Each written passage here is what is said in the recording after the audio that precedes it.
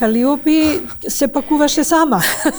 Па ние буквално се разведовме и влеговме во студио. 97 година останувам без глас. Ти се пеело, ти се плачало. Па не да ми се плаче, не, тогаш ми се плачеше пред себе. Јас сум една многу богата жена. Тешко на тој третиот што ќе дојде. Добар ден, како се викаш? Јас сум Калиопи Буклеска. Добро, што ќе ни спееш? Јас пеам само опери. И седиме тројцата позади и јас само ќе ми речев: Корнелија, ти ќе бидеш новинарка и ќе пишуваш за мене, а ти, Томче, ќе бидеш фотограф и ќе ме сликаш. Што мислеше ти, така ќе дојдам јас тука и немам што да кажам, а? Добро изгледаш. Ти благодарам.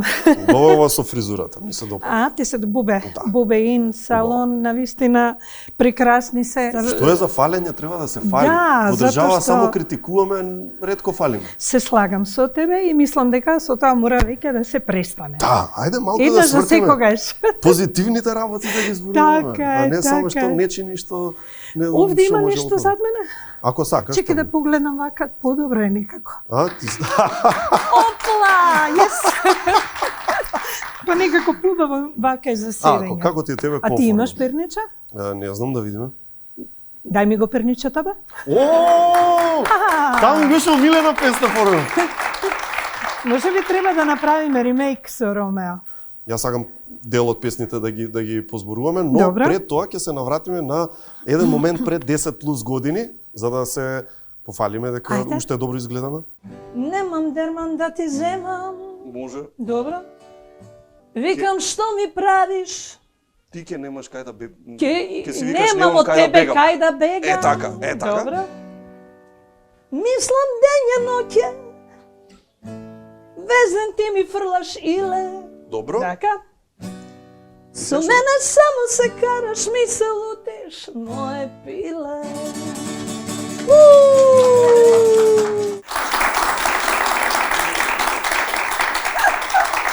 Ова песна не го виде светлото на денот, за жал. Подобро. Кога гледам колку сме се мачеле. А јас како не да пеам, туку цивкам. Добре. Имаше проблем со Имав грлото ли? тогаш. Да. Многу те болеше грлото. Да. Сериозно. Навистина. Мислевме да не снимаме дури. Беше проблем. Ов душа мила напатена. Ама мислам дека во животот ниту една средба и ниту еден момент, па дури ниту едно интервју не е случајно.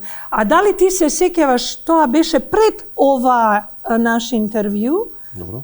кога беше кај мене дома, снимаше, и мојот малечок внук од брат ми помалиот Дади, кога беше кај мене. Ти текнува ли тебе Тоа да беше тај мис? заеден ексклузив на времето. Да си ми жив и здрав. Гледаш? Многу одамне и многу убаво ме прими и од тогаш баш уште повеќе те засакав. Навистина? Да. Јас сакам кога звездите се нормални, обични, топли. Кога звездите не се звезди, Да. сакаше да каже. Па да. Ама тоа беше многу забавно. Ретко те има. И во такво издание, па и во вакво, па и во секакво. Во Македонија. Најмногу ми има во Македонија. Велиш? А зошто Да. таков впечаток имаме? Затоа што, пази, мене домата ми е тука во Скопје, Македонија ми е во срцето, значи каде и да одам, каде и да пеам, Македонија си ја носам со мене. Ама за медиумски појавување А кога мислев, се, точно. медиумски, знаеш како, кога има повод и причина, тогаш сметам дека треба да ме има. Кога нема такво нешто, мислам дека подобро е да ме нема. Така да, некогаш, знаеш како, човек со тек на годините учи дека помалку е повеќе. Добро. Значи не дека намерно како Не. пример гледаш, еве ако се појавам сега кај Жаре, сега наредни 5 месеци подобро да ме нема. А не заради тоа. Едноставно, сега ќе ти ја кажам вистинската причина. Вистинската причина е во тоа што кога си доаѓам дома, леле колку ми е незгодно што ви вртам грб. Навистина ми е незгодно. Овде кој дојде им врти грб? Немој да ја свртам столицава, па да ти го нарушам концептот. Кога си доаѓам дома, тогаш имам чувство дека време ми е за одмор. И некако се опуштив. Премногу имав ангажмани надвор, премногу концерти, премногу патувања и едноставно, знаеш, кога си доаѓав дома, си се опуштав. си сакав да си се одморам, си велев, да, тука сум си дома, меѓу својот народ. Да. А заборавив дека на тој народ му треба и нешто друго. Така да сега е време. Ќе се одолжам јас. Разбирливо, но сега без да ме разбереш погрешно, моментот што доаѓаме од нели помала земја. И сега Добра. ти си една од ретките кои што си успешна надвор од таа мала земја. Да. И кога одиш и се даваш нели надвор, нели правиш турнеја која претпоставува има не само настапи, има и интервјуа, има и сликања, има и се живо и диво, нели? Да. И го разбирам моментот да дојдеш и да сакаш да си се одмориш, тоа е сосема и се согласувам дека треба да го правиш. А има ли еден вид не фрустрација, но кога ќе се вратиш тука чувство, еве да го наречам, дека можеби па иако во мала земја, како да си попочитувана надвор. А би требало во мала земја. Не го имам јас тоа чувство. Мојот народ секогаш го почитувал и го сакал она што го правам. Тоа нема врска со никакви други институционални проблеми кои што нашата држава сладка ги има, но тоа никогаш нема врска со мојата публика, со мојата уметност, со мојата музика. Јас цел живот се знае за кого творам. Творам пред се за да го задоволам ова свое срце, бидејќи тоа е родено за да твори, за да и да споделува со другите. Значи, кога се раѓаш со една дарба, ти ја имаш должноста, веќе предодреден си да тоа го делиш со другите. Токму така и со мене, јас никогаш не ја чувствувам фрустрацијата, иако некогаш имаш право, се случуваат моменти кога ти велат сега зошто ова се случува и зошто мене ова ми се случува, ама тоа е многу погрешно прашање. Бидејќи доколку веруваш во себе, ако веруваш во Бога, тогаш верувај во себе, не ме давај на ѓаволите. Така да јас тоа веќе секаде во некоја песна го имам кажано, отпеано, и сега јас да ја замарам оваа моја убава глава со такви проблеми, нема шанси. Не. Кога или не знам дали има таков план, ама ние би сакале да те видиме на некој поголем концерт тука, дома. Има ли воопшто план, се мислили за такво нешто? Вака сега, до година. Јас и Рома имаме еден голем јубилеј, 40 години од нашиот почеток, кога се запознавме и почнавме да твориме заедно. 40 години не се малку. Подготвуваме албум, нов албум. Рома доаѓа во втората половина на февруари. Влегуваме во студио, ќе работиме и некаде на есен се планира да тој албум биде објавен. И секако, драги мои, ќе има и концерт голем солистички во Скопје и низ Македонија. Да. Ова веќе ми се допаѓа.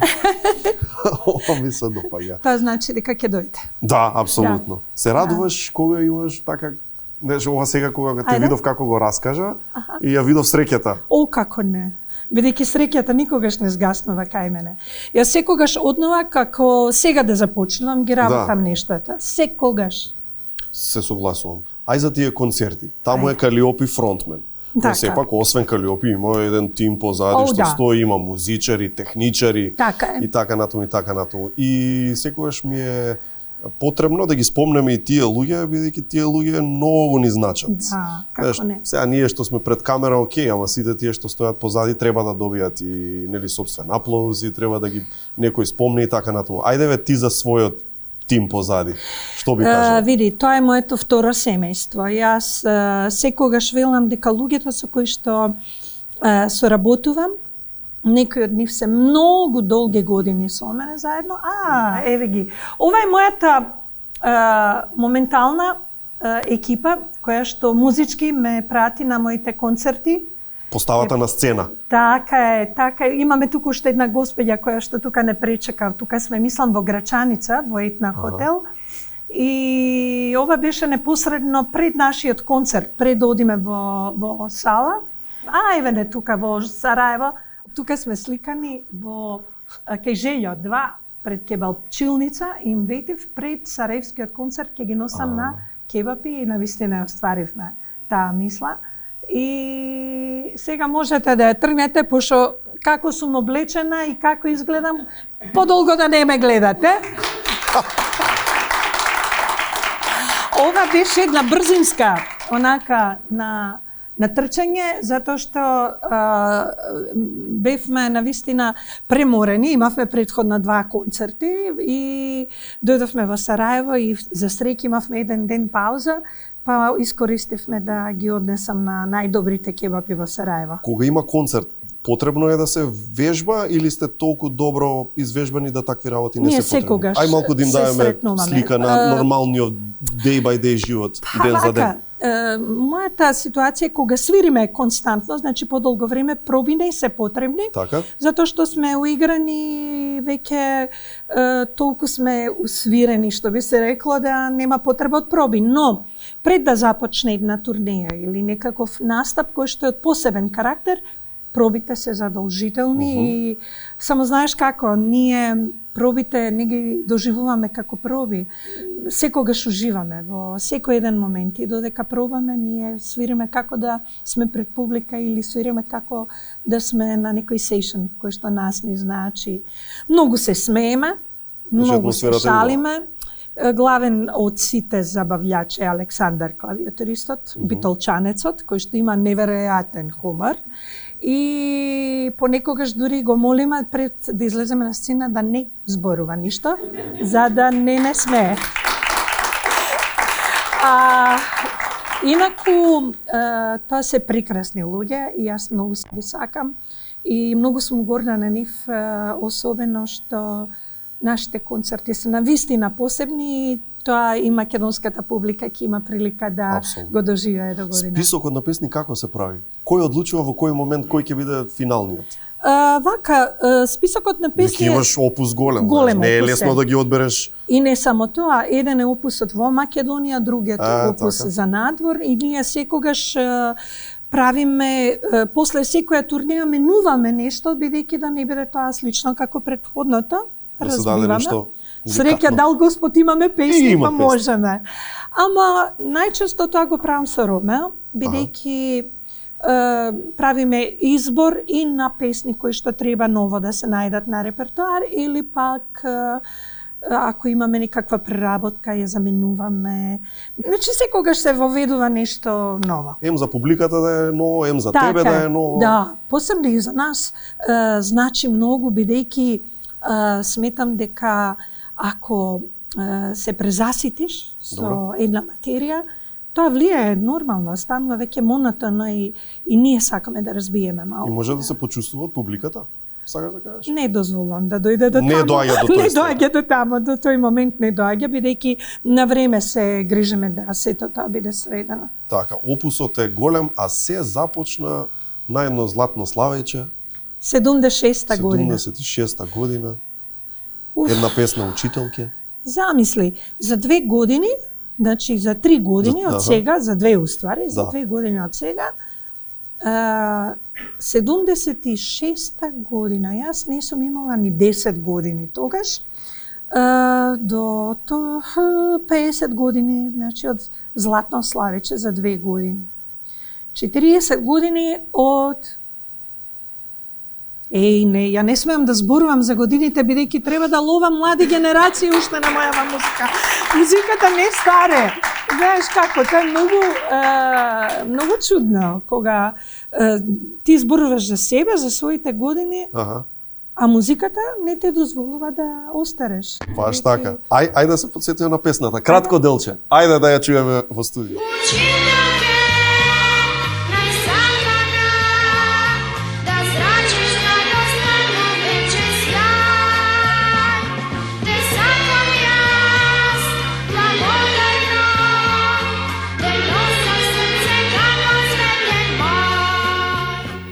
Баш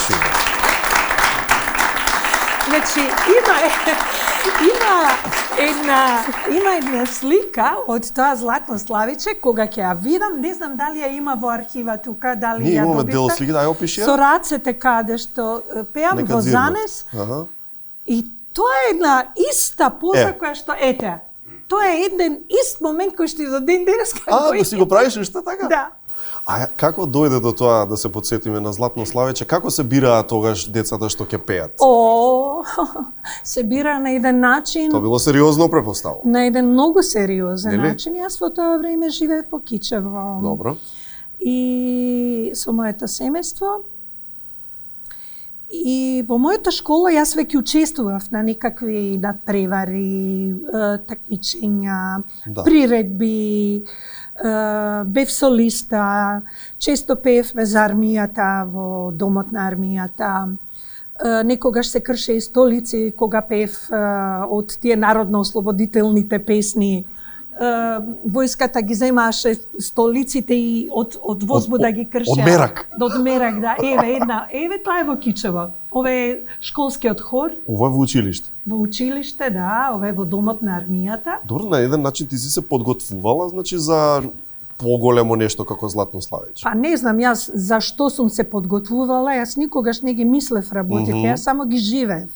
Така да не верувам дека јас за нешто сум била. А ти беше трема од старт или ти дојде природно уште од почеток да земеш микрофон пред публика да пееш? Бидејќи обично дечињата им е трема ги фаќа, не е баш се едно. Не, јас имав 4-5 години, ќе отидевме некаде на гости. Мајка ми и татко ми ќе ме погледна, ајде опи запени нешто, сите чекаа да запеам. Ама ти беше кејф да го правиш тоа? Ти беше некогаш да, некогаш не. Ако ме фате од софра, дека некој ме кренал таму кај што јас со кифлички нормално и сега да пеам, нормално, да. Тогаш не, ама во моменти кога ќе бевме на маса, сите заедно, ќе запеев, да. Мене, знаеш што ме најмногу возбудуваше? Ме возбудуваше тоа што ги гледав луѓето срекни додека пеат. А некогаш само ќе замижев и не гледав ништо, само ги чувствував, уште од малечки нозе. И тоа трае до ден денешен. Значи тоа е вродено. Тоа во твојот случај не е нешто што се учи по пат, туку го имаш природно. Да, Македонско девојче била првата песна која што сум ја запејала. И уште од тој момент некако најверојатно им било јасно дека детево прво пропеа, после прозборе. Така да, мислам дека тоа беше пресуден момент. И ова мора да ти го раскажам. Кажи. Имавме во кујната во Кичево, на горе качено вака едно радио. Добро. Оние старинските радија од дрво што беа, ти текнува? Со кругчиња така за да. И како да не ти текнува, си видел на филм. Ти ми... Па дедо ми имал. Да, имаш право, кај дедо и баба може да се доживее тоа. И сестра ми... И све беа со градови, Москва, Хонконг, Лондон, све беа градови имаше, нели? Да. Токму така. И мојата сестра Корнелија, која е 5 години постара од мене, имаше роден ден и дома и доаѓа другарчињата од школа. Корнелија беше малце така алтернатива, она сакаше рок, све што е рок музика. И имаше едни браќа, Килибард, Боре и Мики, близнаци. И доаѓаат они и носат на Корнелија лонгплей плоча некоја и ништо остават и са заминуваат сите и ја отвара, Корнелија ги отвара поклоните, саќе ми се налоти што ја зборам, ама нема везе. Тргна. И ја отвара плочата, гледа Корнелија. Зашто мене вака ме гледаат и ме доживуваат моите другарчи. Силвана Арменулич. Алтернативно. Да, шта че ми живот, бесте ме драги, а јас помало од неа, нормално, и гледам, дечке, да ја видам што е тоа. Вау! Јас изреагирав поинаку, бидејќи, ова ми се свига. А Силвана Арменулич, сликата беше во едно мини од брокат халинче со длабок израз на деколте, гради бујно деколте, убава каква што беше, и гоблен еден до неа имаше, сеќавам точно, јас само вака си ја ставив плочата кај радиото и реков, еден ден кога ќе пораснам, сакам вакви гради да имам. А не албум да имам.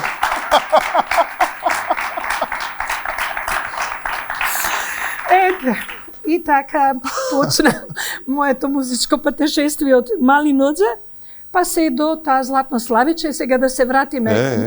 Обично... Имаше аудиција или што имаше? Аудиција имаше. Прво, секоја школа од цела Македонија испраќа снимки од 3 деца по избор на музичкиот педагог од школото. Так. Мојот тогашен наставник Бошко, инаку понатаму беше едно време и на танец директор. Мојот драг Бошко, он ме сними мене, уште едно девојче, ќе ми простат сега не се сеќавам, и исто прекрасно пееше. И уште едно момче. Тие снимки беа пратени во Македонска радио и телевизија, во тоа време РТ Скопје.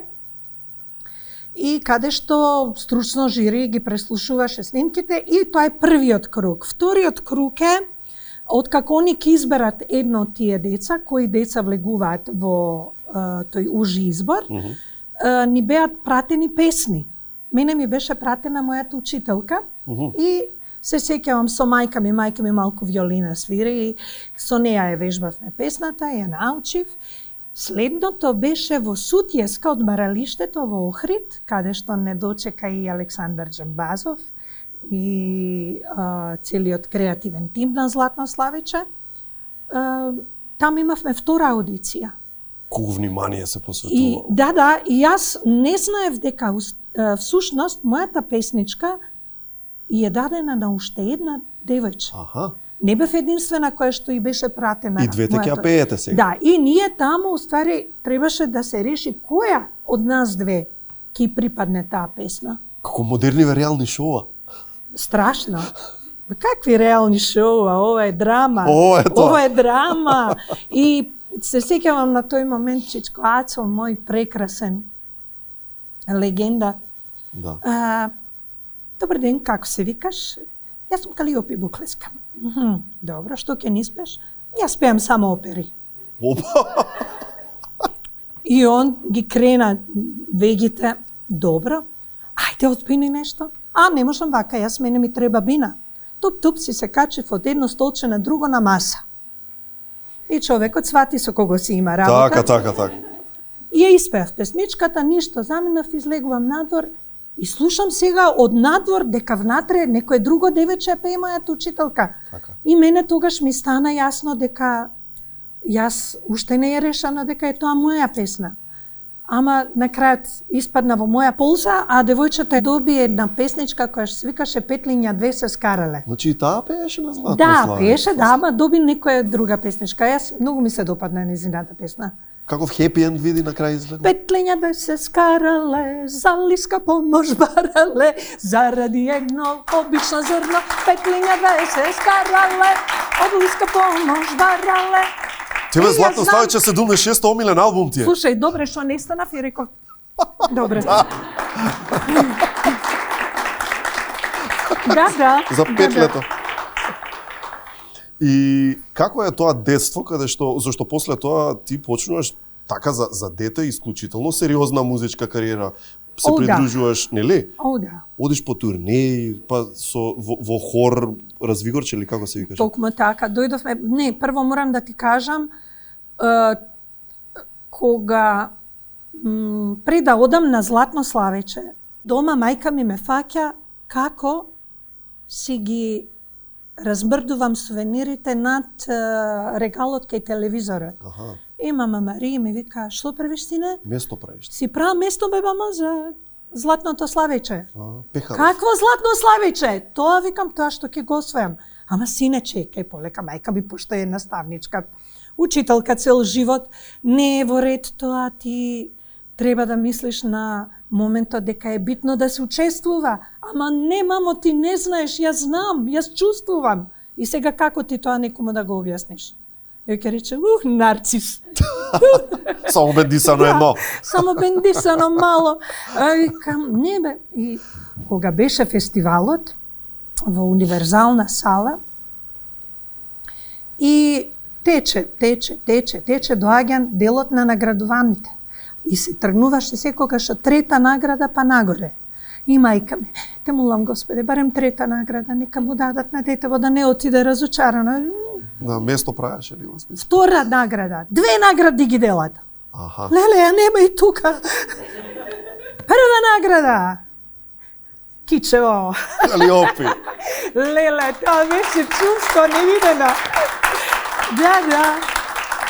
И толку беше силна целата таја пост-кампања, медиска, значи, никогаш толку не се пишувало за едно дете. Доаѓа дури новинари од Скопје во Кичево да ме интервјураат. Едниот од нив беше Чичко Марко, новинарко, кој штом дојде и влезе дома, јас реков, кој е тоа? Тој е Чичко Марко, тој ќе те интервјуира. Аха, ништо, јас само да изедам еден бурек, па ќе се вратам и ќе правим интервју. Во смисол на, јас бев дете. Јас си го задржав тоа дете и до ден денес. Добро, ама знаеш уште од тогаш дека на еден начин предодредена ти е тебе кариерата? Веројатно. Кариера? Музичка. Или да кажам едно животно патешествие кое што рече ти запров во хор, потоа патувања, пеење, соло парти, хорски парти. Ама за сето време си дете. Да, значи, цело време. Доста па дете сум и кога го запознав Ромео. Нетипично детство е тоа. Јас имав 16 години Ромео кога го сретнав. Мислам, тоа не се, нетипично детство. А ти имаше типично детство, демек? Воопшто. Тоа е тоа. Ама пак, што е типично или нетипично детство? Ајде сега малку тоа да го продискутираме. Ама гледај, типично детство не е да победиш на Златно славече и потоа да одиш на турнеи и да одиш во Советски сојуз и ваму таму, или па во мојов случај да си на телевизија и да те знае секој, а ти имаш 10 години. Ама тоа е твој избор.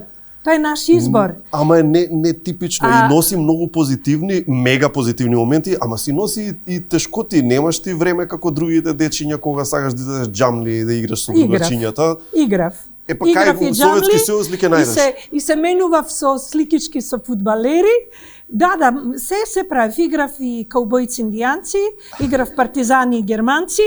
Два пати ми беше дупната главата. Што правев друго? Аха, на зима ја впрегнувавме нашата шерпланинка Џуди да не вози со санки. Значи, а кој те држеше во колосе? Кај да го парафразирам? Пример, така? Моите. Мој случај мајка ми била тоа. Да, моите, татко ми и мајка ми беа со таа слава и се лесно може да забега дете. Знаеш да си помисли, мене се ми следува, види, мене сите ме знаат. Ама треба да ги прашаш брат ми и сестра ми како се носеле со тоа. Затоа што многу е тешко, јас бев најмалечка во фамилија. Имам постари брат и сестра, Корнелија и Томи. Двајцата со изградени животи и кариери, но како деца сигурно не им било лесно покрај мене.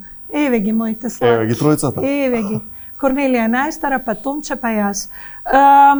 Кога бевме малечки и од Киче водиме на ке Скопје кај тетка ми Лули и седиме тројцата позади и јас само ќе им речев: Корнелија, ти ќе бидеш новинарка и ќе пишуваш за мене, а ти Томче ќе бидеш фотограф и ќе ме сликаш. Врвно. Страшно. Страшно.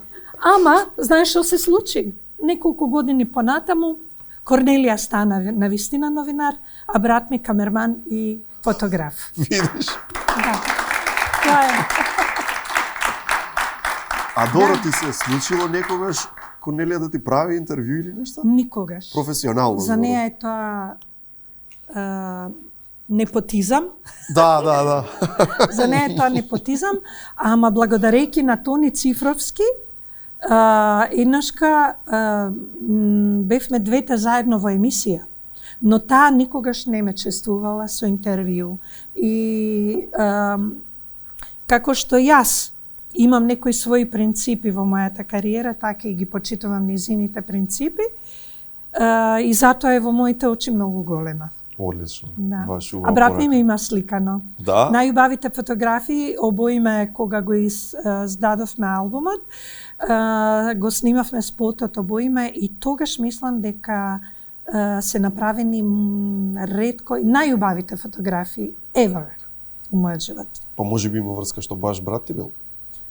Па тој го гледа можеби она што другите не го гледаат. И тоа ме е аспект на комфорот едноставно, знаеш, бидејќи не е исто со кој работиш. Не е исто. Таков тип на, нели, тоа треба да е и убаво и интимно. Леле, што направив? Не. Значи толку се опуштив тука во шоуво, што престанав да внимавам на... ги спомнавме родителите. Ај малку и за нив да кажеме. Тие верувам дека имале некоја музикалност во нив или? Како не, татко ми пееше преубаво.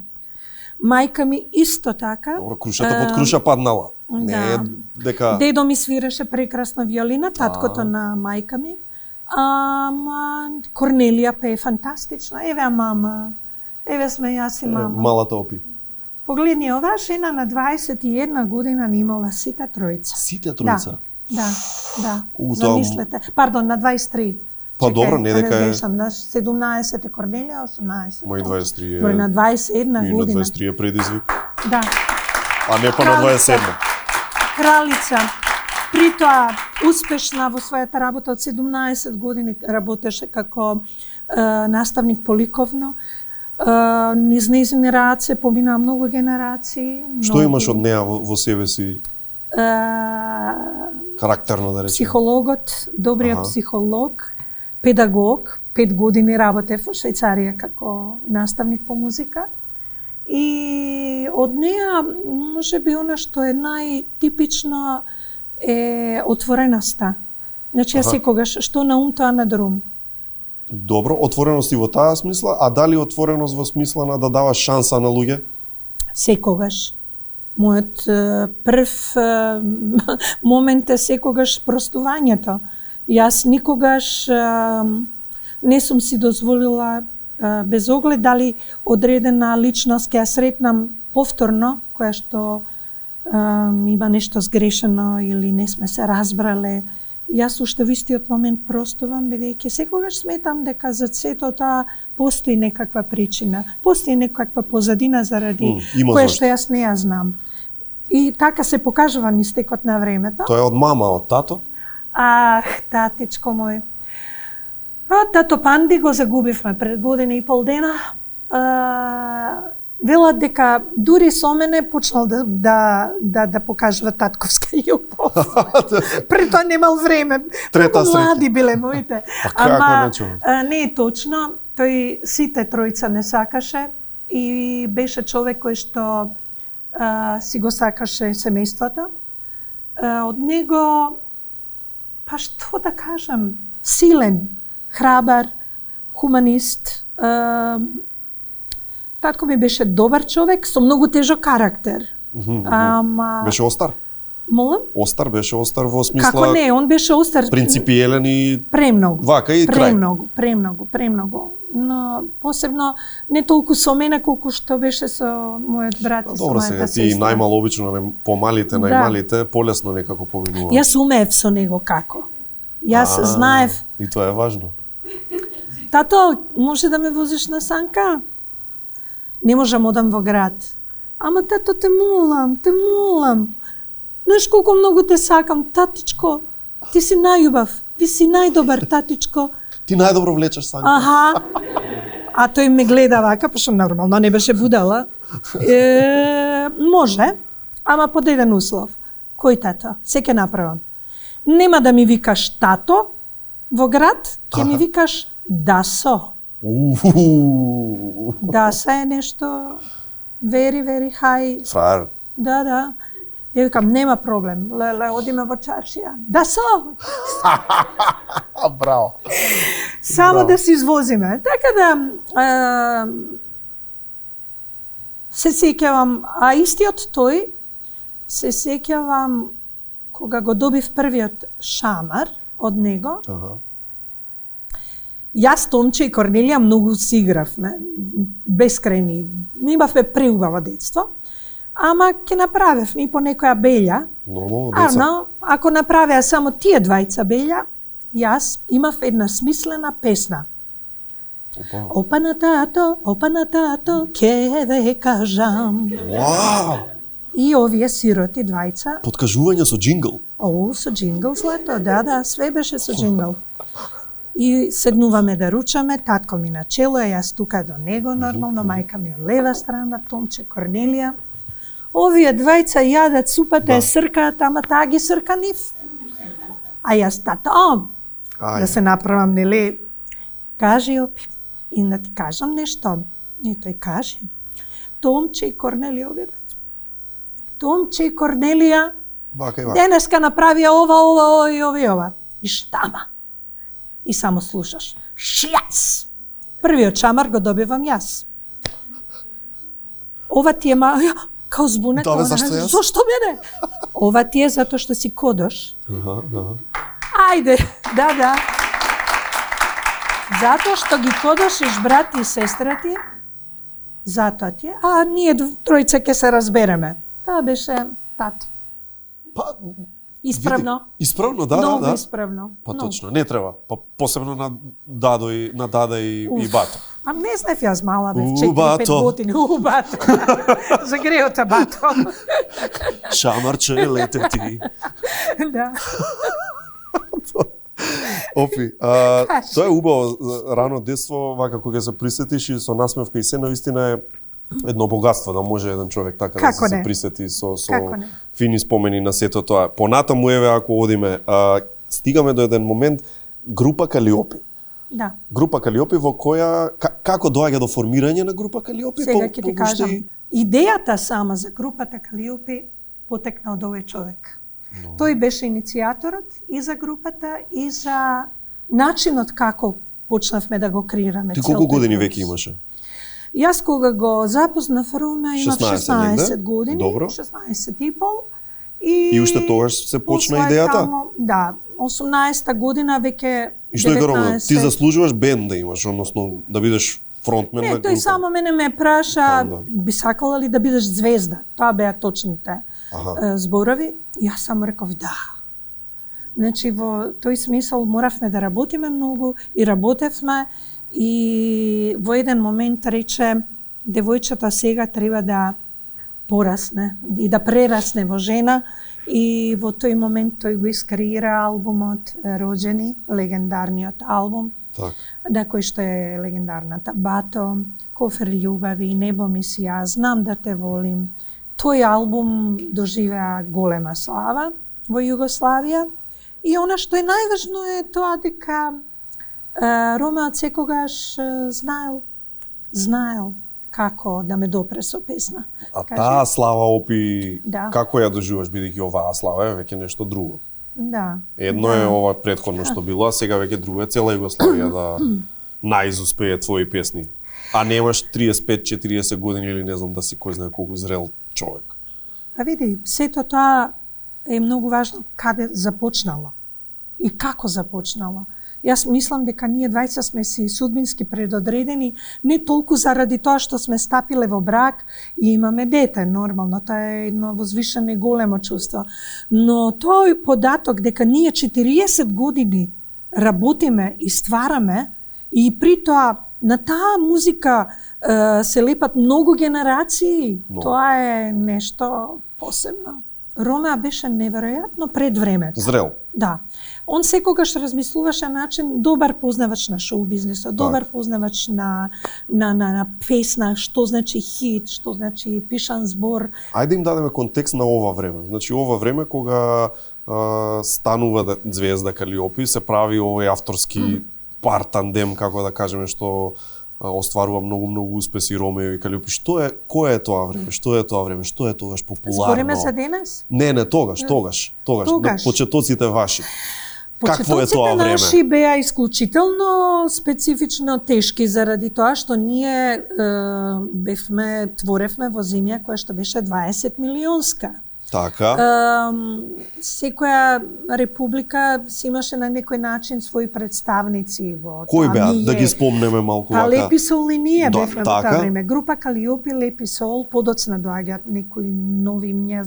Јас веќе не знам затоа што 90-та година јас и Ромео заминавме за Швајцарија. Да. Но пред тоа, доаѓајќи од Македонија, беше мал хендикеп тој момент. Не е тоа На тој хендикеп. пазар? Едноставно ние се изборивме за тоа парче под небото, затоа што беше едно посебно време, во тоа време фестивалите беа многу популарни, доколку ти дојдеш и се најдеш на фестивал, како што беше Опатискиот, Сплитскиот фестивал, Месам, Белградски, тоа беше вау. А кои беа пејачи кои кога ги гледаш дека пеат на сцена, а ти си после нив си викаш вау.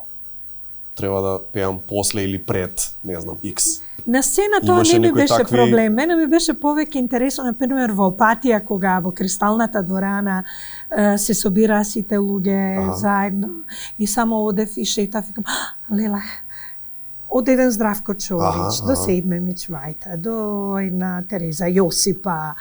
Многу ги имаш во тоа време, еден Парни Ваљак, до... И ти си меѓу сите тука. Да, сите беа тука. Па,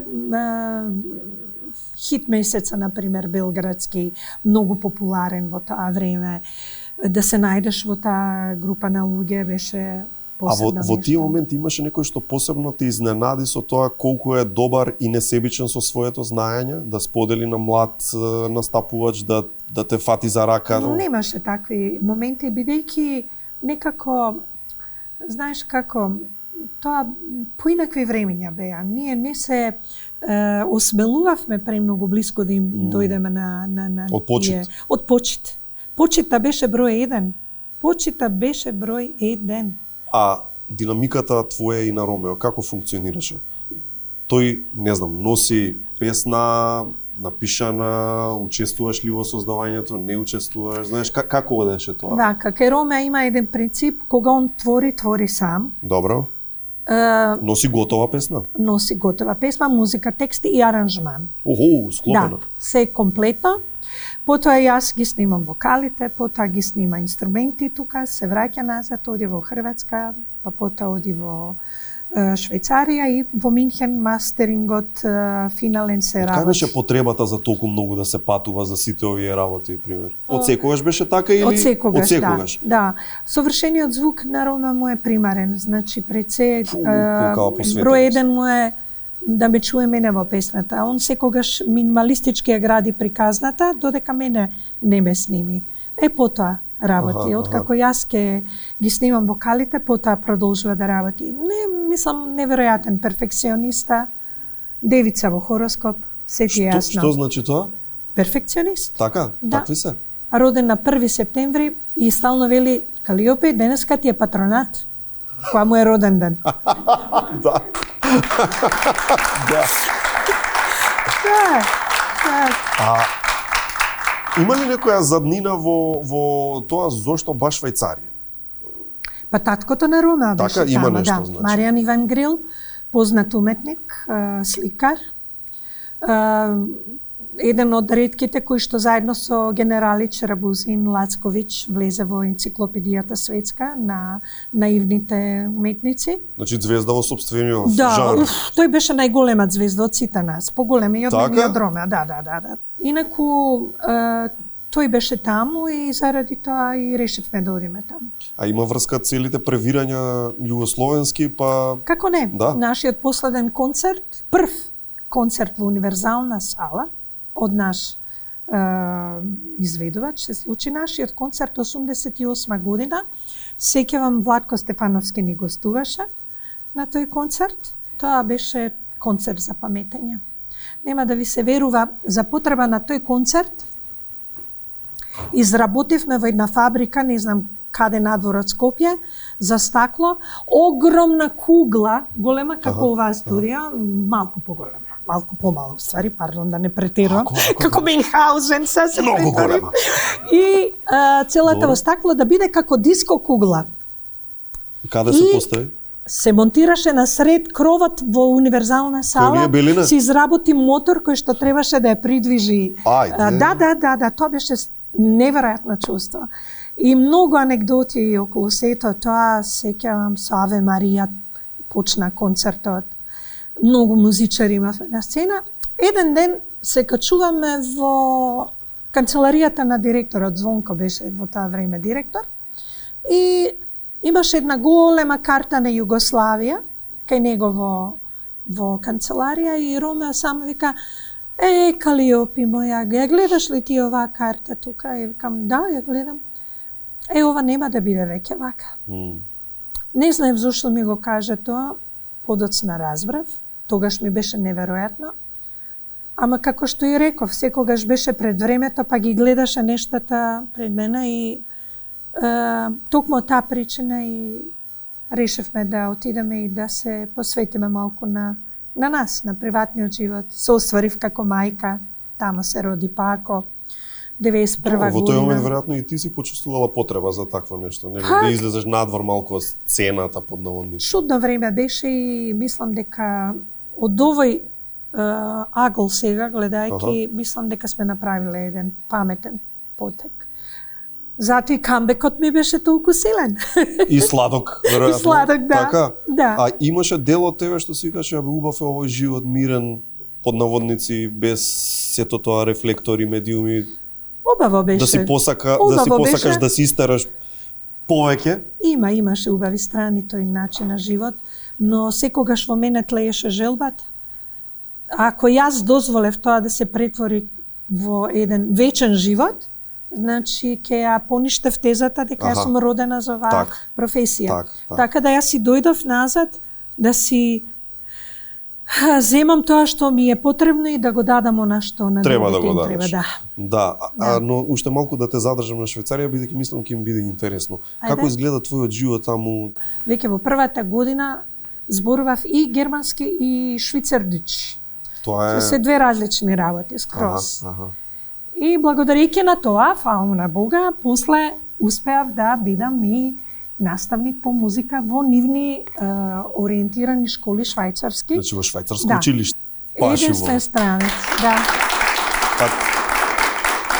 Тоа е многу голем успех според мене, искрено. Ја тоа би го ставил во еден од твоите најголеми успеси. Знаеш? Па можеби и се во право, бидејќи навистина е многу тешко да мислам невозможно. Дури јас бев чудонавидена заради тоа што јас не успеав да завршам академијата, завршив само степен на академија и се посветив на мојата музичка кариера. Но кога тие видоа колкаво искуство имам јас и што се имам поминато, тие мене ме нарекоа дека сум преквалификувана за таа работа. И тоа ми беше една голема, да кажам, мотивација и искрено тоа искуство што го стекнав од тие 5 години со тие деца е нешто посебно. Одлично, баш убави спомени. Како доаѓа моментот Калиопи, се враќаме ли? Се пакуваме ли? Па Калиопи се пакуваше сама. Зашо се пакував сама заради тоа што мојата одлука беше после нашиот развод дека сакам да се вратам назад. Па ние буквално се разведовме и влеговме во студио. Да, многу културно, цивилизирано, многу бескрајно цивилизирано нешто. Влеговме во студио и го работевме моето солистичко првенче, обоиме албумот. И навистина можам да кажам дека тој албум е можеби најпосебниот албум во нашата кариера, бидејќи е создаден под ненормални услови. Така да, а таа музика која што излезе од нас... Ама да би били условите нормални, може немало да е така добар албумот. Па ништо така. Тогаш сите ќе го земат тој модел. Разведете се. И преако. Разведете се, направете добар албум.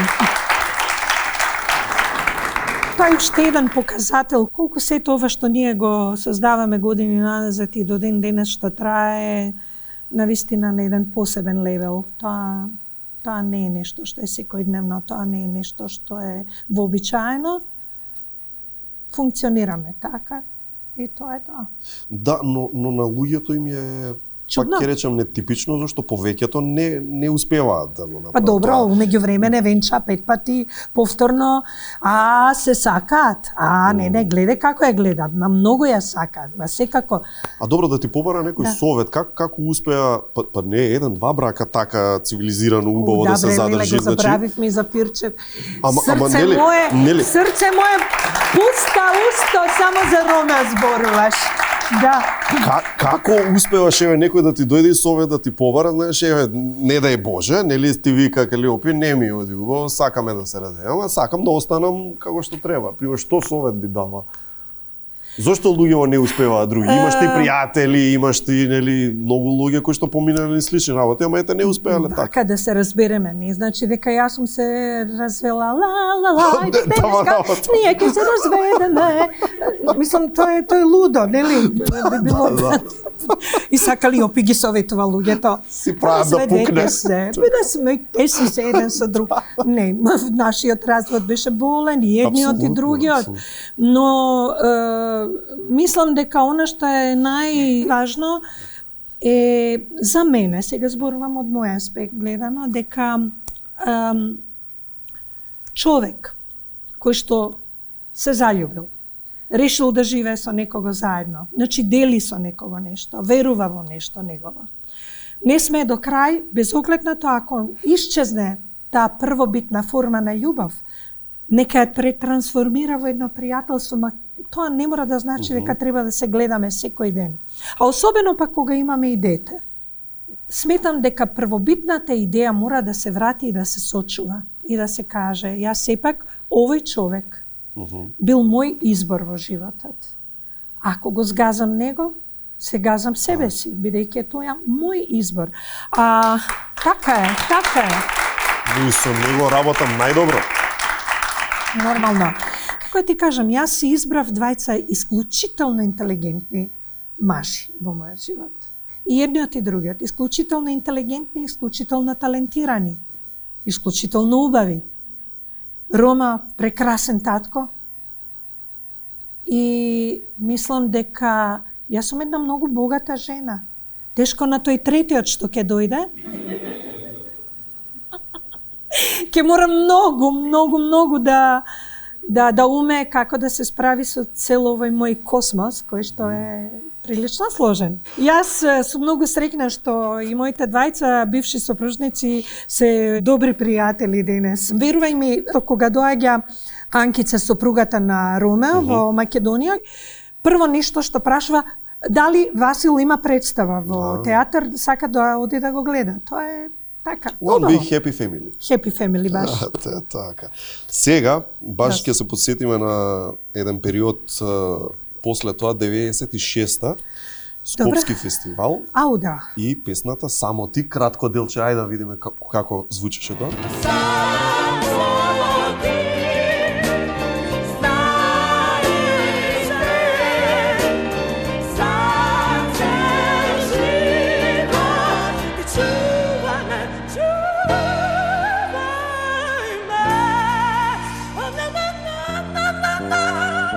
Години не пеење ова го прават. Ти се пеело, ти се плачало. Па не да ми се плаче, не, тогаш ми се плачеше пред се. Тогаш беше мојот најсложен и најтежок период во мојот живот. Прво место жири, прво место публика, апсолутно неочекувано. Мај растури на тој фестивал. Да, Скопскиот фестивал ми понуди да се појавам прво со наша песна, моја и на Роме, но не знаејќи што се случува, јас не можев тогаш да го направам тоа. Потоа имаш некои други автори кои понудија песни, јас реков може би се разделуваме, ама не можам да ти го сторам тоа, да пеам од друг автор песна, никако. И седнав една вечер, го заспав пако и ја направив Само ти. Тоа е прва песна во мојот живот, прва песна вистинска која што излезе од мене. Тоа што значи текстот или текст и музика? Да. Се? Да. Значи баш од душа извадено е. Токму така. И после тоа, 97 година, останувам без глас. Да. Што се случува? Што мислеше ти? Така ќе дојдам јас тука и немам што да кажам, а? Види, после вакво пеење 96-та. Па се истори в душата на сцена и готово. Не, имав сериозен проблем психосоматски. Почнав да го губам гласот постепено и за голема среќа што во тој период живеев во Швајцарија. Во Базел постои се уште доктор Јозеф Сопко, голем стручњак, оториноларингологист, хирург, професор на универзитетската клиника во Базел. И бев на повеќе консултации со повеќе доктори, секој од нив ми велеше одете кај Јозеф Сопко, одете кај професор Сопко. И дефинитивно професор Сопко се обиде 2 месеци, не спатна некакви терапии, кортизон, дишување на кортизонот преку инхалации. И го месец, два во тоа време доаѓам на една контрола и вака ме гледа. Господја Грил, пошто во тоа време бев Грил, Господја Грил, јас не можам да ви излечам, бидејќи не можам да излечам вашата душа. Така да завршив на операција, не можев да пеев во ниските лаги, ама тоа беше мачење. Страшно. И одеднаш тоа дојде? Одеднаш. И тој го гледаше тоа дебелување на десната гласна жица и реши тоа со ласер да го реши на операција. Кога се разбудив од операција, многу тешки ми беа тие моменти, бидејќи гласот ми беше мене се. Па како не? Значи, буквално се. Животот ти е во грло. И кога се разбуди вториот ден, дојде сестрата и вика, професор Сопков ве очекува во неговиот кабинет, не смев да зборувам. Доаѓам јас таму, вика, Господје Грил, ние вашата операција снимавме. Затоа што не идовме на еден феномен. Со дебелувањето вика го отклонивме, ќе бидете добро, гласот ќе ви се врати, ама ви имате дупла гласна жица. Мојата десна гласна жица е дупла. Она што ти го снимиле, ме замоли дали ќе може да го презентира на некој симпозиум во Германија, следен кој што го беше. Да го сподели, бидејќи такво нешто во неговата кариера тој немал видено. А хипотетички, да не било вака, ти кажа дали операцијата би била успешна, неуспешна? Дали... Не, рутинска операција. За дебелувањето било чисто психопатски причини. Так, од стресови. Да, стресот го направил, бидејќи јас не сум знаела да се справам со стресот на правилен начин. Тој удрил таму каде што сум најосетлива. Како изгледа моментот кога почнуваш прв пат да ги фаќаш нотите што не си можела? Што... Сега ми текна како почна. Плачеш ли? Што се случува? Па не смев да зборувам месец дена најмалку. Ми беше забрането. И имав во тоа време ги имам се уште Александар Ивановиќ и Един Карамазов. И Александар се грижа секогаш околу мене што треба, како треба. И бевме договорени, бидејќи не смеам да зборувам. Еднаш чукнувам на слушалка за да, два пати за не. И сега ми се јавува Карамазов. Муцка, како си? Добро? Да. Јел си гладна? Да. Што хочеш да ти донесем? Ево и Муцка е ту, Александар. Хочеш да ти донесемо то? Не. Хочеш да ти донесем ово? Не. Хочеш оно? Не. Па шта хочеш? Бурек!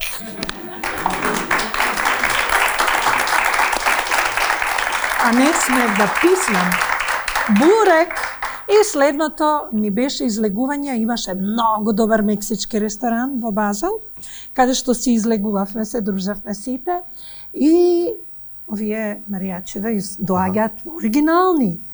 И тука се пее, они мексички песни пеат. Јас како што јадев, верувај ме, и само како застана до нашата маса, вака викам. Само еден дан живота, још едну чашу. Нашки си ја под... Они ја знаат, што е тоа мексичка песна. И ја свират, а ја ја пеам песната и тука, всушност, за прв пат се чув себе си. Си го чув гласот. Неверојатен момент. Камен од срце. Да. Во кафана пропев. Повторно. Кај што треба? Па јас многу си ја сакам кафаната и многу ги почитувам моите колеги кои свират по кафана. Нарачуваш песни? Како не? Да? Ама си ги пеам, кој ќе си ги нарачам. Кој ти се вака 3-4 за свое срце зборам, не. Сите наши македонски од стари до новокомпонирани кои што си ги мислиме дека Добро. не се Дај стари. две-три кој конкретно? Па посебно си ја сакам Кажи Либе Стано, си ја Добро. сакам Македонско девојче, Кале Шангја многу ја сакам, Си заљубив едно моме, Дафино вино. Има. Румено. Ги наброја. А од другиве, Ги наброја. моја песма е Беле руже, нежне руже. Тоа сите мои блиски луѓе го знаат. Да. Таа е таа. Да, и таа си ја пеам. Да. Понатака одиш 2 пати на Евровизија, таа 96-та треба да одиш, ама не заминуваш. Како беше така? Бидејќи во таа година се случи онај нов систем, преформатирање на Евровизија, многу земји нови се створија. Така? Многу бивши Советски сојуз И тоа што треба ние за прв пат да одиме. Да, како затоа што Македонија. маличка земја не изфрлија во предквалификација, како немавме шанси. Ау, Да. ау. Но понатаму отиде 2 пати. Да. Сега. Од оваа перспектива, верувам дека нормално ти не дека имаш кања нити нешто, туку верувам баш со убави спомени гледаш на сето тоа. Но Добра. како гледаш на моментот, ни треба ли Евровизија, онака баш твое мислење, и ако ни треба да, на каков начин? Од аспект на, знаеш, замарање, Апсолутно, добра буџет, промоција, добра не знам. промоција за една земја. Значи, окей. Апсолутно да, но секогаш треба добро да се размисли на кој начин се представуваме, како иако сметам дека Македонија секогаш имала достојни представници со смислени убави проекти и песни, без оглед на тоа дали некому тоа му се допаѓа или помалку му се допаѓа. Пази, ние сме малечка земја, ние сме зрно грашок во целата ја приказна, но уште во 2012 година, кога во една жестока конкуренција во Баку, кога имаше најмногу земји членки учеснички, кога имаше неверојатно многу добра музика, многу добри песни, многу добри пејачи, од Балканот само беа сите големи имиња, од Нина Бадрич, Желко Јоксимовиќ, Рамбо Амадеус ја представуваше Црна Гора, Маја Сар, Босна и Херцеговина.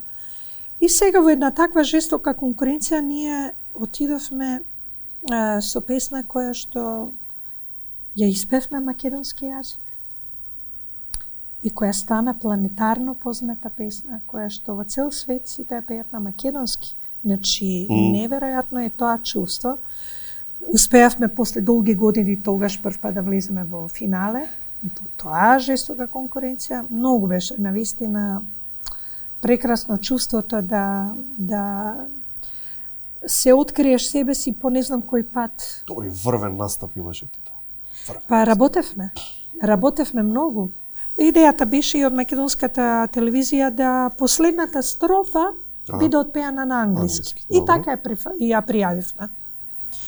Но еден ден Ромео после генерална проба некој имавме, ме викне и рече: Калиопи, јас сметам сепак дека треба целосно да отпееш Црно и бело на македонски. Значи, пеа затоа што ова е историски момент. И така би. Значи, не за фестивалот, испеа за себе. И за Македонија. Така е. Одлично. Браво. Ме интересира од твоја гледна точка, бидејќи ти најверојатно си еден од најголемите експерти за Евровизија поради искуството што го имаш собрано и како изведувач и што си гледала едноставно што се случува на една година, втора година, нели така натаму. Кога гледаме пример успехот Тамара што го направи. Добра. Што во таа година, да речам, се прави подобро или се е сплет на околности? Сплет на околности. Така? Сплет на околности. А околности, кога велам сплет на околности е еден голем, широк спектар. Да. Ние тој исто сплет на околности го почувствувавме 2016 кога бев со Дона, кога ниту еден од жирито не ми даде глас.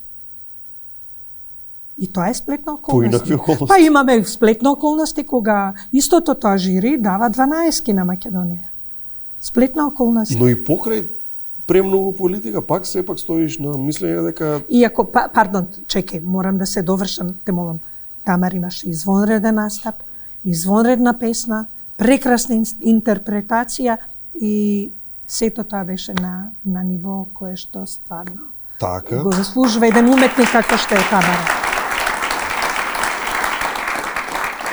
Да заокружиме пример како земја што е помала нели во сета таа политика, па ни светска геополитичка, па ни музичка, не сме некои играчи големи. Па тука не се прави више никаква анализа за вкусови, за песни, за Да. Тоа е веќе. Но пример да би дала совет, ти би рекла да, ајде да продолжиме да одиме, но да пробаме подобро да пливаме во тие политички води. Би рекла под Б, не знам, не ни треба ајде батели. Значи, не дај Боже, не. Значи сепак треба да учествуваме, така? Никако. Треба да се учествува, Македонија треба да си оде на Евровизија по мене, мојот став е тој. Зошто би се рушила една убава? Зашто изгубивме еден скопски фестивал? Изгубивме се што е убаво и вредно. Не постојат снимки од нашето златно славече од 70-тите години. Значи многу работи се ништат, многу работи ги немаме. Сметам дека треба да си има добар концепт, да си има добра приказна и зошто да не. Тоа е едно убаво патешествие. Многу работи ги немаме, а ми е криво дека работите што ги немаме, како да имам чувство дека лесно ги забораваме и не работиме премногу баш на нивно зачувување. Од ЕСМА и да не ги броиме нели сега сите, за да не испадне некој сме кажале, некој не, па и меѓу другите и Тоше, кој моје лично чувство е од еден Сариевски до Јонче Христовски, до Джувалековски, да збориме сега и уметници ликовни. Се тоа е нашето богатство кое што па добро, ние сме познати по тоа што сакаме да се китиме повеќе со туѓи перија, а нашето го забораваме, она што е вредно. Да, но еве младите и што гледаат и што се присутни тука, највеќе најсвеж им е споменот за Тоша. Да, Тоша. Ајде да во една друга, да свртиме на позитивно. Ајде. Што го од музички аспект, пак како експерт сега ќе те прашам, што го делеше Тоша, освен оно што ние како лаици можеме да кажеме што сме го слушале, диапазонот, нели, дека може премногу октави да испее фантастично, настапот, нормално, харизмата и така натаму, но има ли нешто што ти како музичар и поексперт на темата го согледуваш, што ние како лаици потешко може да го видиме? Тоше Проески беше еден и единствен, не само по својот глас, туку и по својата харизматичност, комплетност, музика и секако она што не достигаше се годините, прекратко завршениот и прерано завршениот живот. Што ќе беше Тоше денес, тоа можеме само да сонуваме. Но за мене никогаш не можам да се согласам со некои коментари, споредување со Тоше. Пуштете го Тоше. Тоше е еден и единствен. Не недостасуваше ништо, недостасуваше само живот, долг живот. И тоа е нашата голема болка, но на што мораме и треба да го правиме секогаш да се сеќаваме на него и да се восхитуваме на сето она што го оставил зад себе. А оставил.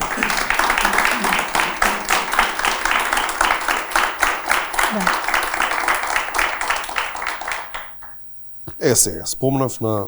Ама позитивно, вика, да тргнеме позитивно, ме направи сега толку тажна, со споменат, знаеш, секогаш кога ми е многу ми е тешко, треба да се спомнува. Треба да се спомне, но тешко ми е, знаеш.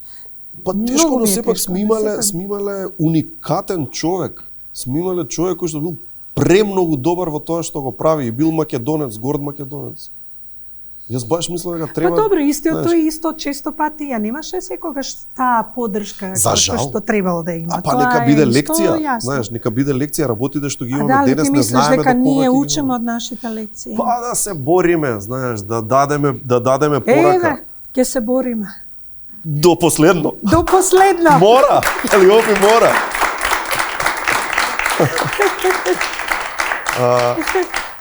Твои хитови, твои песни. Бидејќи Да. знам дека публиката ќе сака да чуе некоја приказка. Знаеме еве како функционирало работењето каде што малте не готов производ носел Ромео, но сепак ти ја знаеш заднината позади правењето на тие песни, емоциите, текстовите и така натаму. Ајде еве да почнеме примерот порано, еве Бато. Бато. Како настана Бато, знаеш? Бевме на турнеја во Советски Сојуз во тоа време, рана перестројка времето, лудо време, ужасно време за нив, ама за нашите концерти неверојатен голем интерес. Како гости од Југославија? Да, Југославија. Заминавме со, можам да кажам, 3 месеци бевме на турнеја. Некогаш имавме и по 2 концерти во ден, а некогаш се случуваше и 3 концерти на ден. 3 настапи? Да. Толкав беше интересот на нивната публика за нашата музика. Но бевме во Мурманск, чинам, белите ноки не затекна и не можевме да спиеме. Тоа што значи нема ноки, едноставно. Да. Нема темница. Нема темница. И Саатот е 12 навечер, светло. пиевме често нивниот руски чај, па кој беше жртвата прва, тој одеше да наточи, затоа што чајите им беа, чајниците им беа секогаш во ходникот на хотелите. Так. И додека еднаш така носев чај, се враќам назад, го гледам Ромеа земал гитарата и свири нешто. Тоа што го свираше ми беше непознато, ама како да сум го чула. Аха. И толку беше убаво, он само подпевнуваше и само рече, седи, да ти отсвирам нешто. И почна да ја пее Бато. Боже мој. Вика, со оваа песна, кога ќе се вратиме и кога ќе го снимеме целиот албум, вика, дефинитивно веќе ќе бидеш жена. Да, и така би. Бато е посебна песма, таа е и повеќе од песма. Тоа е на некој начин, јас велам, реликвија, затоа што луѓето така ја доживуваат. Да. Таа е песна икона. На Калиопи. Да. Го спомна албумот Обоиме со многу убава емоција, а и насловнава песна да ја спомнеме. Како е Обоиме? Тоа е сега многу една чудна работа, затоа што во тој момент кога јас на Ромео, додека се разведувавме, му кажав дека сакам да се вратам назад во Македонија со свој албум и да направам камбек. Тој ме праша, добро, а што планираш, каква музика сакаш да имаш на тој албум? Па реков, ја во меѓувреме нешто компонирав, ако сакаш можеш да дојдеш кај мене дома да чуеш. И Роме дојде, јас му ги свирав песните, Обоиме, прво му ја свирав. Речи си целосно направена? Да, целосно, музика и текст беше моја. И Роме многу го ја бендеса, вика, да, ова оди. После му ја свирав дај да пијам, и ова ќе оди. И уште неколку песме кои што се мои на тој албум, Не плачи. Добра, ти требаше храброст да го направиш ова пред него, знаеш. Пази, како не, човекот кој што до вчера ги пишувал сите мои хитови најголеми. Чекај, ја нешто напишав. И јас напишав нешто, да. Ама баш така. Токму така, јас со тоа воопшто не се кријам за тоа. Токму беше така, со голема понизност и страв ги свирав песните. А како го склопуваш текстот? Знаеш, многу интересен, има убави алегории од тие текстови, убави, знаеш, метафори. Кои се инспирации? Прво се раѓа музиката, мелодијата и некогаш се случува во исто време да се случи едното и другото заедно. И со тек на време го откриваш тоа кај себе како талент. Треба храброст, само и да човек започне. И мислам дека беше пресуден момент тогаш, кога тој ги слушаше тие песни и ми даде кураж, ми даде ветар во грб, затоа што... Да, тоа е пресуден момент. Ги бендеса песните. Точно. Да, ова иде на албум, ова ова иде на албум. блокирал да ти рече, седи си песи. Ау. Па можеше и така да биде. Па нели, мислам, ќе речеш, добро. Да. Ама како да речам, добро. Публиката процени на крај сепак. Имаме и една заедничка песна. Добро, една само? Мислам каде што музиката заедно заедно е една само? Па Е, имаме таква? повеќе музика негде каде што пишувал тој јас текст. Да, Имало добро. такви моменти, но оваа песна е посебна заради тоа што Ромеа долго време, уште кога живеевме заедно, имаше една тема која што си ја свираше, Да. почетокот и ќе застане. Така, толку Ќе имам. стигне до рефрен и нема више. И јас го направив вториот дел. Го направив рефренот. И ми кажеш, ај сега А знаеш почни која е таа она песна? твојата. Не, сега да знаеш која е таа песна. Уморно е ова небо, но ќе што ме гледа. Само за тебе ја спев, само за тебе се смев. Првиот дел е негов, рефренот е мој. Браво. Да. Фантастична песна. Али неверојатно е. Тоа се тие моменти. Преубав рефрен. Да. Љубав прв дел. Песна што не си ја пеела, си ја чула од некој друг, а би си рекла, леле, ова како би ми легнало мене. Па знаеш како? Ова од позиција и на фан те прашам, знаеш, да ти ти се допаѓа, им викаш, леле, ова да би ја добила јас. Си ја испев. И тоа сега ми текна, ќе ја кажев прво као неостварен сон, а потоа ми текна дека свечето мила моја прекрити снегови рузмарини шаш на биело дугме. Јас од секогаш сум сакала машки песни да пеам. Повеќе отколку женски испеани песни, а да не се мои. Ја испеа на концерт во Универзална? Ја испеав и во Универзална еднаш, кога беше за Джаро концертот посветен, и Бреговиќ кога беше тука. 2010-11. Толку така, али првата изведба незина беше со филхармонија Загребачка во Хрватска филхармонија во ХНК во Загреб. Тоа беше мојот прв настап. Си ја испеав и Будика уморена, Индекси. А зашто е машки песни? Повеќе ме фасцинираат, повеќе ми се предизвик. Машки изведувачи? Машки изведувачи, да. Тоа е гласовно или како мислиш? Зошто? Па повеќе ми одговараат гласовно, да. Да, еви ја пеам на концерти, например, Македонија од група Time, Дадо Топич. Дадо Топич, а? И тоа го пеам. Значи, пеам преработка на Кестени, песна која што е исто машки изведувач. Так. Во суштина, ако преработувам песни, се тоа машки песни. Па ако. Па не е чудо. Може така и албумот да се вика Калиопи пее машки песни. Така албумот да се вика, баш убаво. Одлично ќе видиш, што да не. Стварно. Спомнавме 96-та дека бил можеби најтежок, да речам, настап твој што си го имала, оној со само ти. Фера да се каже? Не е најтежок тој настап. А кој бил најтежок, онако? Од било која причина да ти е, може и емотивно, може и физички, може и психички? Сега ќе ти кажам кој ми бил најтежок настап. Најтежок настап ми беше Фрушка гора, 2022. Во јуни месец, значи почина тато, мене Сабајлето ми кажа дека татко ми починал, а вечерта имав концерт. Кој што... А ти таму? Тамо бев, да. И сето тоа мораше во мојата глава да се организира, да направам прво еден стоп емоционален, значи за веста знае само менаџерката Лорета, Маја и Јулија, пратечките вокали, и ги замолив да остане тоа тука, никој друг да не знае, додека не заврши концертот. И му пристапив на сето тоа рационално заради секако ради концертот што ме очекуваше таа вечер, и организиравме се, моравме се да договориме и во однос на целата церемонија кога ќе се вратам. Тоа не беше се, јас петокот имав концерт на Фрушка гора, саботата во Ниш концерт. И мислев дека нема да имам глас, не знаев како ќе биде сето тоа.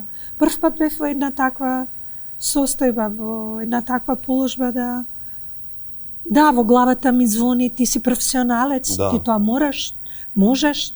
Знам дека и татко ми би рекол, сине, мораш ти тоа да го направиш, нема откажување. Ама во пракса е многу тешко.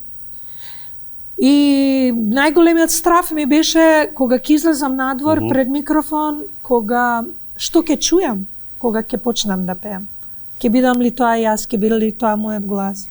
Да не се скршиш, а? Да, и кога почнавме, кога видов публиката, едноставно тоа многу ми помогна, ми даде сила.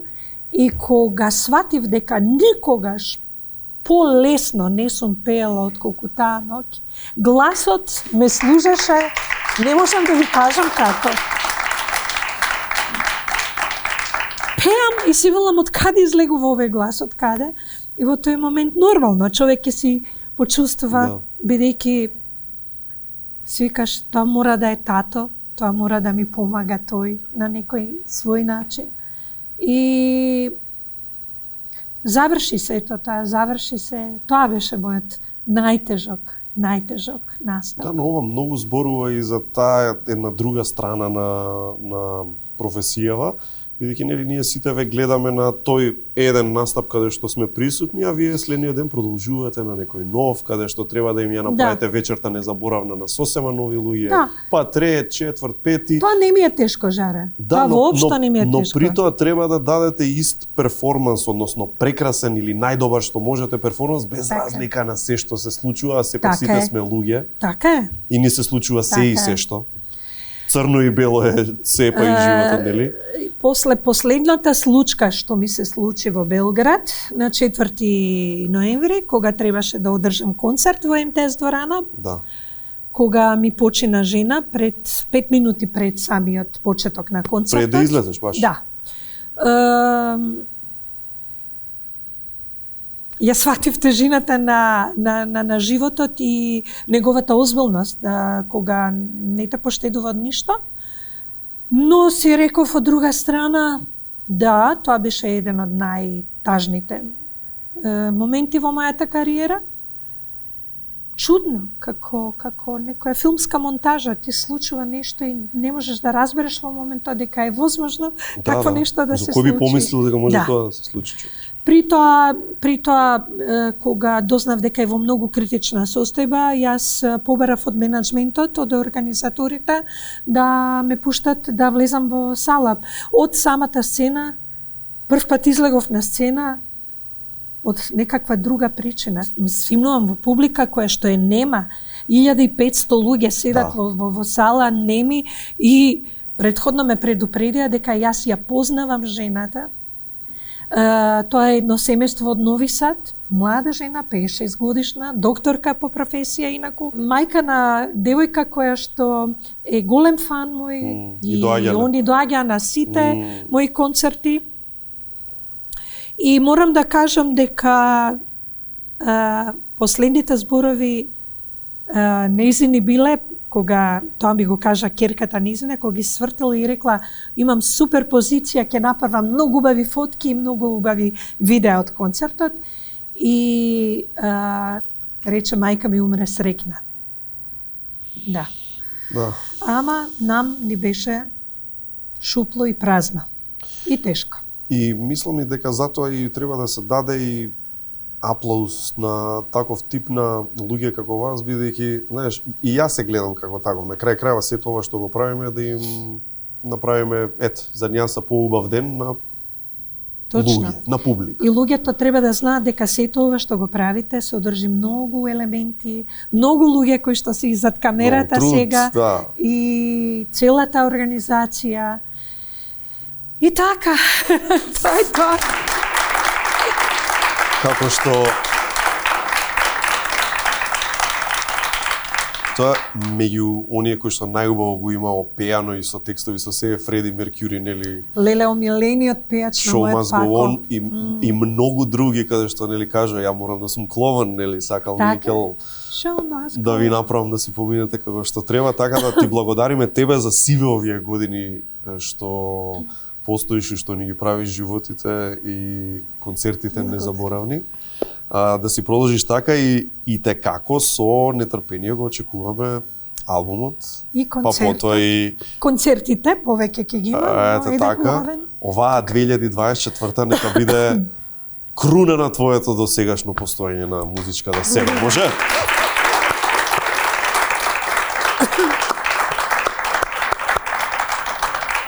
Тука си имаме протокол. Те Добро. оставаме со најдоброто од Македонија, Јас Good сега Nature, да се спремам. чаевите. Чекај да бидам дарувана вака. Ете така, Прилепска пивара. Повторно, добро. Ако. Еве го. Опи, ти благодарам многу и ќе ни дојдеш пак. Благодарам на тебе исто. Ова беше Калиопиво 1-1.